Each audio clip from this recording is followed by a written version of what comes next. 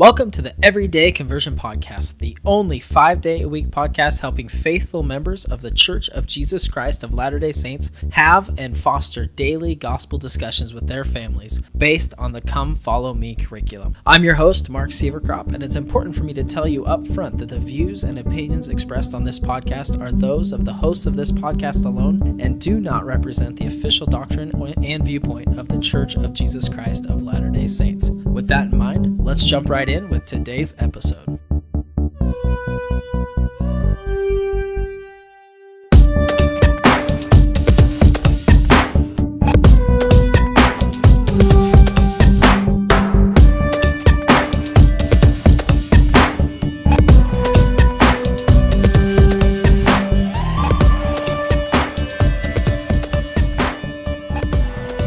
Following Peter's declaration that Jesus was the Christ, which we talked about in episode 26 of the Everyday Conversion Podcast, the Savior said this: Jesus answered and said unto him, Blessed art thou, Simon Bar-Jonah, for flesh and blood hath not revealed it unto thee, but my Father which is in heaven. And I say also unto thee, that thou art Peter, and upon this rock I will build my church, and the gates of hell shall not prevail against it.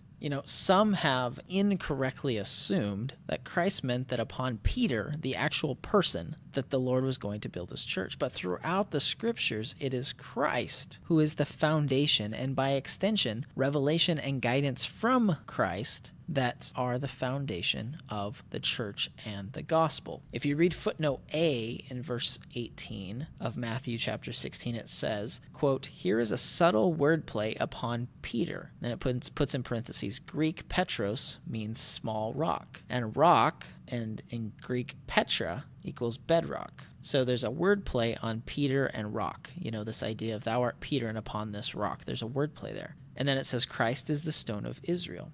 Paul makes this abundantly clear in Ephesians when he says, quote, now therefore ye are no more strangers and foreigners, but fellow citizens with the saints and of the household of God, and are built upon the foundation of apostles and prophets, Jesus Christ himself being the chief cornerstone.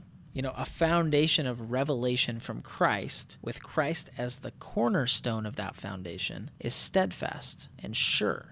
As Helaman tells his sons in the Book of Mormon, in Helaman chapter 5, verse 12, remember that it is upon the rock of our Redeemer, who is Christ, the Son of God, that ye must build your foundation. And then he says, if you do that Satan or the devil shall have no power over you to drag you down to the gulf of misery and endless woe, because of the rock upon which ye are built, which is a sure foundation, a foundation whereon if men build, they cannot fall. And, so it was with Peter and the apostles in the time of Christ after Christ was crucified and ascended to heaven, as it was with Joseph Smith when he restored the church, and now today as it is with President Russell M. Nelson, who holds and can exercise all the priesthood keys. If we continue reading in Matthew 16, in verse 19, it says, the Savior continues by saying, quote, I will give unto thee the keys of the kingdom of heaven, and whatsoever thou shalt bind on earth shall be bound in heaven, and whatsoever thou shalt loose on earth shall be loosed in heaven.